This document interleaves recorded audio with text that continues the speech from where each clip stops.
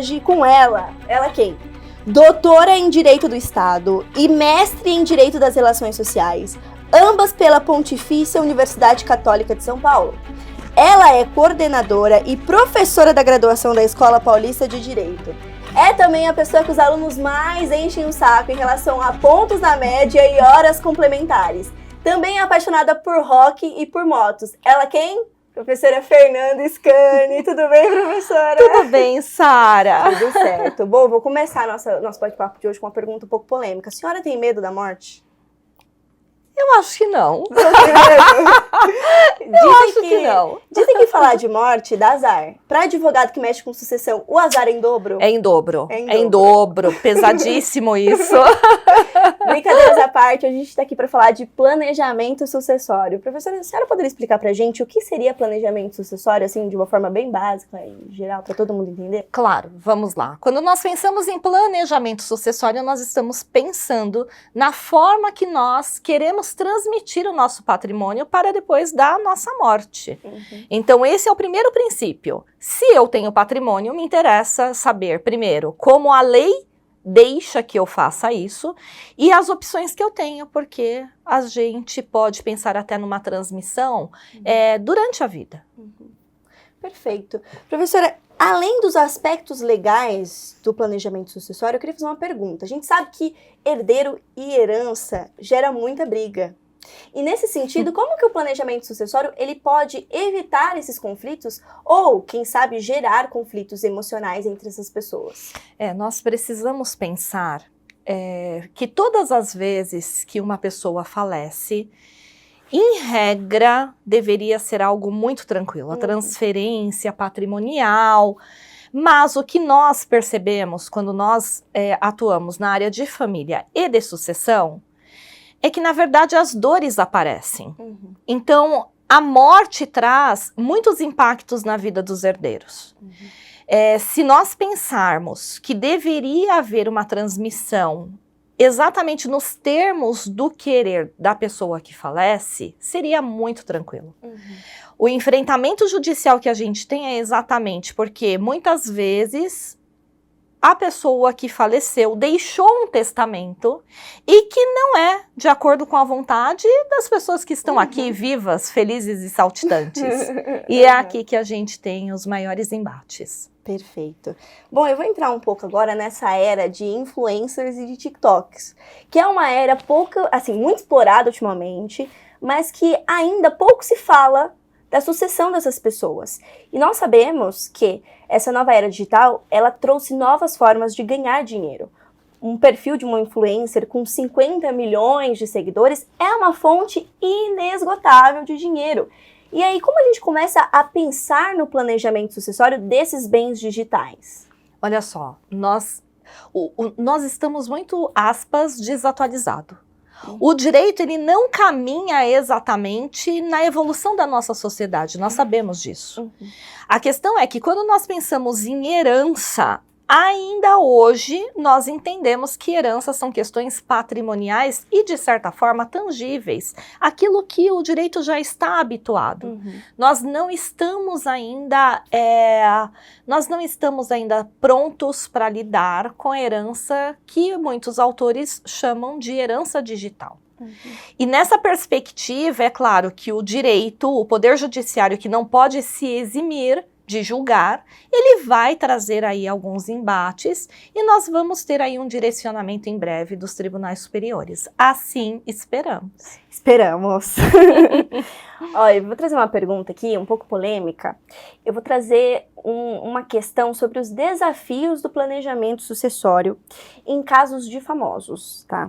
Sim. Qual que é o maior desafio de um planejamento sucessório bem sucedido em casos de famosos? E eu vou trazer aqui o caso do Gugu, por exemplo. Uhum. Como que a gente pode preservar a imagem dessas pessoas mesmo após a morte? O Gugu foi uma morte recente que trouxe para a mídia questões que ele não queria revelar, questões muito íntimas, que houve uma certa exposição e talvez uma mudança em relação ao público para a imagem do Gugu. Como um planejamento sucessório bem feito pode evitar essas questões e quais são os desafios desse planejamento sucessório em caso de famosos? Ai, olha que interessante sua pergunta, Sara. quando nós lidamos com a morte, se nós pensarmos, aliás, vou até reiniciar a nossa fala, né? Quando nós pensamos em planejamento sucessório, o primeiro instrumento que nós pensamos, obviamente, é o testamento. E se nós pensamos no testamento, o mais seguro que nós temos é o testamento público. O testamento público por si só, como o nome diz, é público. E se nós tivermos aí pessoas interessadas na nossa vida, e considerando que a gente faz o testamento em vida, basta eu buscar uma certidão de existência de testamento e eu posso descobrir se você, por exemplo, hoje já tem um testamento. É claro que quando nós cuidamos do planejamento sucessório, portanto, por meio do testamento, nós temos de encontrar a ferramenta mais segura. Que, sem sombra de dúvida, pensando em testamento, não é só ele que nós utilizamos. É claro que nós vamos dar essa publicidade. Não tem muito como preservar, se nós pensarmos até na própria mídia. Uma pessoa pública, é claro, a gente tem de fazer a reserva da intimidade, da privacidade, mas a pessoa pública, ainda mais quando da sua morte, vai trazer à tona essa circunstância até pela curiosidade do seu público, que fomenta as mídias, sejam elas quais sejam. Agora, um ponto importante, que isso também repercute, no caso do Gugu especificamente, o STJ validou exatamente o testamento nos termos que ele tinha deixado. Pense que quando nós testamos, quando nós deixamos algo para ser válido após a nossa morte, o que nós queremos? O que nós buscamos? Que a nossa vontade seja ali implementada. Então foi bastante interessante nessa perspectiva. Esteja ele onde estiver, a vontade está sendo cumprida. Descanse em paz, Gugu. Isso! Eu vou trazer aqui também uma outra polêmica, assim, porque eu tenho irmãos. E não que eu esteja pensando na herança dos meus pais. Misericórdia, tá repreendido. Mas surge aquela polêmica, né, da divisão igualitária entre os herdeiros. Muita gente fala assim, porque o meu irmão, ele não merece ter a mesma parte que eu na herança, porque ele não cuidou do meu pai e da minha mãe assim como eu cuidei. Como que a gente pode superar essa divisão, assim, igualitária? A senhora acha que essa divisão igualitária, ela funciona? Ela é justa? Na verdade, nós precisamos também esclarecer. Nós temos uma parte, pensa no nosso patrimônio, pensa que seja R$100, bem simplório. 50% então do meu patrimônio eu não posso deixar para a pessoa se eu tiver descendentes, ascendentes e cônjuge. Traduzindo isso em outras palavras, descendentes, os filhos, netos, bisnetos e assim sucessivamente.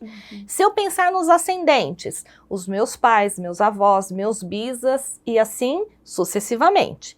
Se eu pensar na figura do cônjuge e companheiro hoje, depois da decisão do STF que declarou inconstitucional a sucessão que antes era prevista pelo artigo 1790 do Código Civil, é claro que se eu tiver uma dessas pessoas, basta uma delas. Eu não posso dispor da totalidade do meu patrimônio. Então eu preciso fazer a reserva do que a lei vai chamar de legítima. Pois bem, sobra esses outros 50%. Como é que eu vou lidar com esses 50%? Vamos imaginar que você tenha um filho predileto. E às vezes o filho predileto nem é o filho que cuidou dos pais. Por vezes é isso. Ele pode ser beneficiado? Ele pode, né? Se você, como mãe, quiser deixar, portanto, esse 50% que não é da legítima ao filho preferido, você poderá fazê-lo. Não há impedimento da lei. Então, veja que a lei, ela resguarda o mínimo, por assim dizer, para os herdeiros necessários, que são essas figuras que eu ainda há pouco falei. Mas tem uma parte que você vai poder privilegiar. Então, se nós pensarmos que o que tem de valer realmente é a vontade da pessoa que faleceu, nós não deveríamos ter embate. Porque na percepção dos irmãos que ficaram, pode ser que aquele seja o que menos deveria ter recebido. Mas não importa, ali é o sentimento da pessoa que já não está mais aqui. E essa é a dificuldade. Quando nós vamos ter as crises, Exatamente quando não houver o conformismo. Sim. A senhora acha que a maior parte dos conflitos relativos à sucessão e o planejamento sucessório derivam justamente dessa falta de percepção que deve se valer a vontade da pessoa que faleceu? Porque muita gente não tá nem aí, né? Ah, meu pai faleceu, ele já faleceu mesmo, então eu vou brigar com os seus irmãos, vou brigar por esse terreno. Você acha que se as pessoas elas tivessem um gerenciamento melhor das emoções e elas compreendessem que é a vontade do pai, da mãe, ou que seja, da pessoa que faleceu, os conflitos seriam muito mais fáceis de serem resolvidos? É claro. É claro. Volto a dizer, Sara, ali nós estamos trabalhando com dores. E são com dores que nem sempre são perceptíveis para os próprios envolvidos. Quando você tem uma questão de direito de família ou de direito das sucessões que acabam desembocando no judiciário, é porque eles não tiveram condição mínima para resolver. E se você pensar que é uma família que ali está levando ao Poder Judiciário. Como é que nós podemos pensar que o Poder Judiciário vai decidir algo melhor do que nós, que somos os integrantes, que pertencemos àquela família? É claro que nós precisamos fazer aqui uma separação. Se eu pensar que algum herdeiro realmente fez algo indevido, o meu pai, ele foi coagido pela minha irmã a realizar um testamento. Ok. Nós sabemos que com o avanço da nossa idade, eu posso me tornar frágil, eu posso ficar aí submetida a uma condição que eu não consiga, naquele momento, resolver. Se se tratar dessas circunstâncias, é claro que nós não estamos falando disso. Aí sim o Poder Judiciário tem de atuar, e atua muito bem. Agora, quando nós estamos lidando com o querer, aspas, querer querido do morto, e nós estamos questionando, não deveria ser assim, tá para muito além da nossa vontade e da nossa percepção. Eu não sei, né, quantas vezes a gente não ouve e dizer assim, fulano é tão bom, e aí do outro lado você, não é bem assim. Porque a experiência de cada um naquele contexto é única. É única. É única. Perfeito. Eu vou fazer mais uma pergunta aqui, trazendo mais uma polêmica, porque eu sou um pouco fofoqueira. E eu fico o dia inteiro nas redes sociais fuxicando a vida dos outros, tá? Eu vou fazer uma observação aqui, eu dei uma analisada e eu estudei alguns assuntos. E eu descobri que aproximadamente 70% das empresas familiares, elas se extinguem quando a sua administração ela passa da primeira para a segunda geração. Isso é, quando o pai falece e a empresa familiar ela passa para os filhos. E esse número aumenta para 88% quando passa da segunda para a terceira geração. E aí eu tenho a seguinte pergunta. Nesse caso, para os empreendedores, quais são os principais desafios ao planejar a sucessão quando a gente se depara com um negócio familiar? Eu vou trazer aqui o caso do Silvio Santos. O Silvio Santos ele se ausentou pouco antes da morte dele no SBT e a cara do SBT mudou.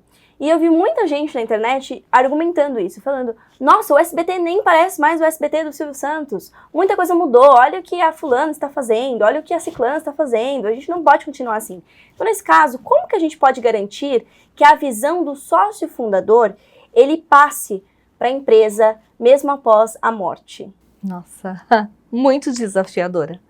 A sua reflexão é profunda, está aí pautada em dados que a estatística não mente. Isso a gente vivencia. Como é que eu vou fazer com que a vontade do fundador permaneça? Eu estou para dizer que é impossível. É impossível. Nós precisamos até aqui trazer uma reflexão, porque quando eu penso nas empresas familiares, eu estou falando nas holdings. E aí, é até importante nós alertarmos que o professor Flávio Tartucci, inclusive aqui da casa, para ele a holding é nula de pleno direito. Isso é importante nós dizermos. Mas é nula por quê? Porque normalmente você você inclui ali o seu patrimônio para você, de certa forma, recolher menos impostos, fato.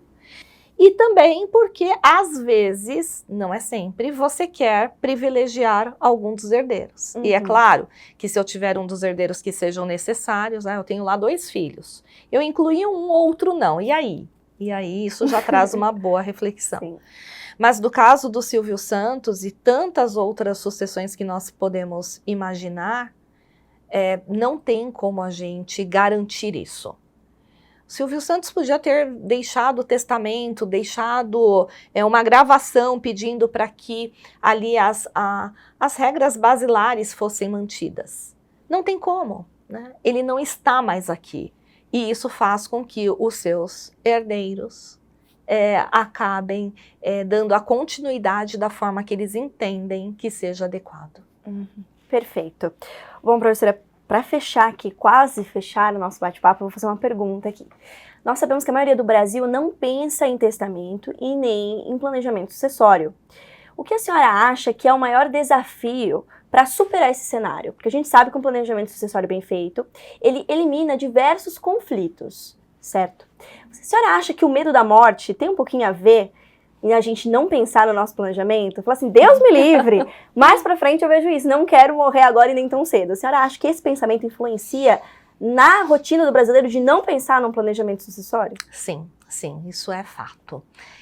Eu não tenho os números aqui, ok? Mas isso já foi feito até um levantamento um pouquinho antes da pandemia, ou durante a pandemia, salvo engano, onde se mostrou que o brasileiro, ele é muito supersticioso em relação à morte. Então ele pensa assim, se eu fizer um testamento, vou morrer. Ou então, se eu fizer um seguro de vida também é uma forma de eu realizar o meu planejamento sucessório. Então, nessa perspectiva, não se faz. Mas nós também temos outros critérios. Elaborar um planejamento sucessório custa. Custa do ponto de vista do profissional, do advogado.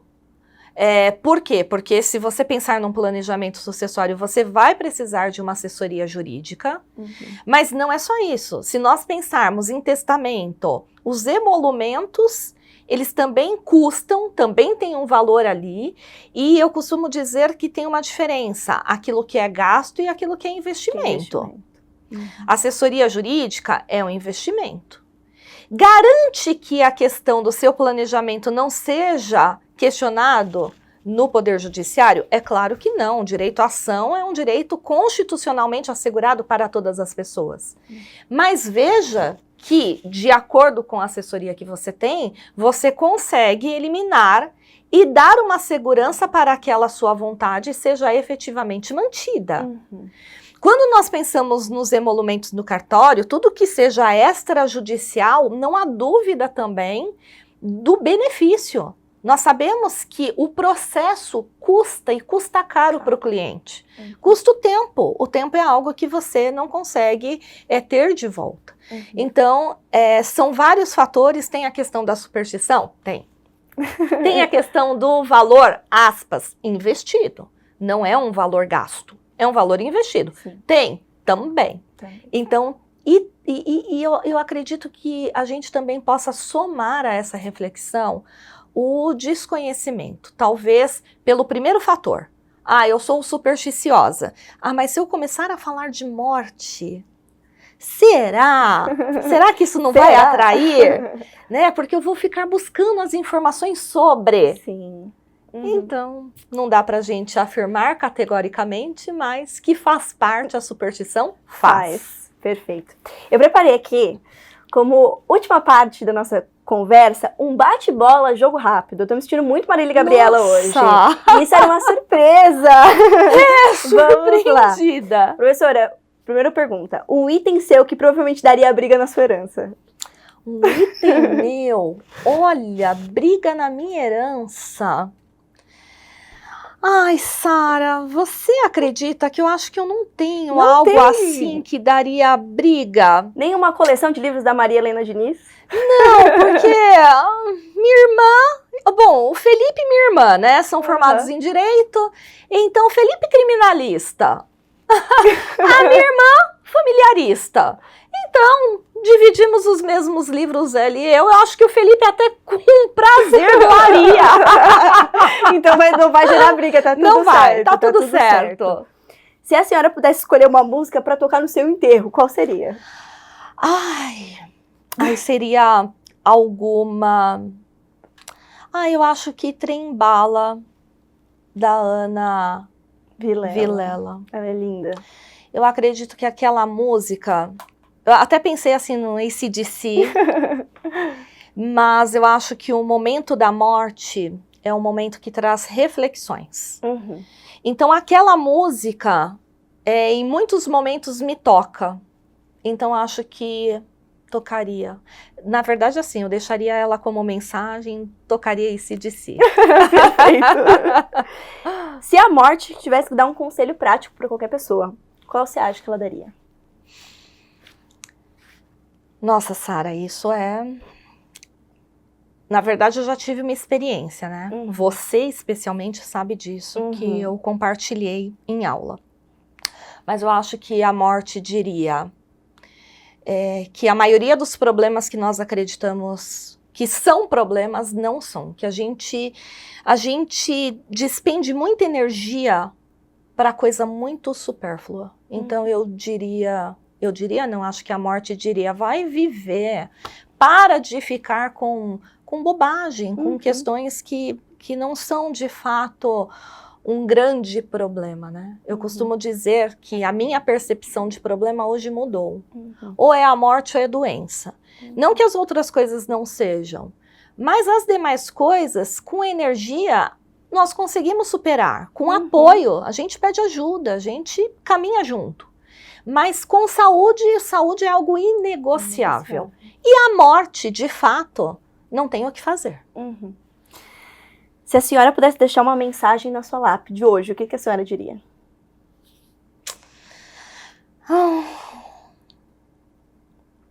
Seja feliz.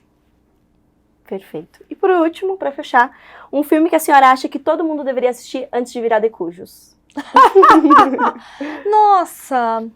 Tem um filme, eu não sei se eu vou lembrar exatamente o nome, porque eu sou péssima para nome, seja de ator, atriz, filmes, músicas, mas eu acho que é Viva a Vida, que é um desenho. Viva a Vida é uma festa, né? Viva a Vida é uma festa. Perfeito. O que me chamou a atenção ali, nesse filme, é o fato de você honrar os seus ancestrais. Então, aquela mensagem para mim é muito impactante. Se eu sou a Fernanda que estou aqui com a minha trajetória de vida, é porque os meus ancestrais me possibilitaram. E ali tem uma mensagem que assim, que você deve, né, não cultuar a morte, para mim não ficou naquele sentido, mas ficou assim, você deve lembrar deles. E como eu já perdi meu pai, é claro que eu me comprometo sempre em lembrar dele com alegria e com aquilo para eu poder mantê-lo vivo minimamente na minha memória. Bom, nós encerramos nosso bate-papo hoje aqui. Muito obrigada, professora. Foi um bate-papo, um tempo enriquecedor, que eu não tenho nem palavras para descrever. Muito obrigada, de verdade, pela oportunidade de estar aqui e pelas reflexões trazidas ao público que está assistindo esse bate-papo agora. Sim. Muito obrigada. Sara, eu que te agradeço com todo o amor, carinho. Eu desejo que agora, né, a Sara já é advogada aqui da nossa graduação da EPD, que nos orgulha muito. E eu agradeço a oportunidade, espero que a gente tenha outros bate-papos. Com certeza, muito obrigada, Obrigada. Professora.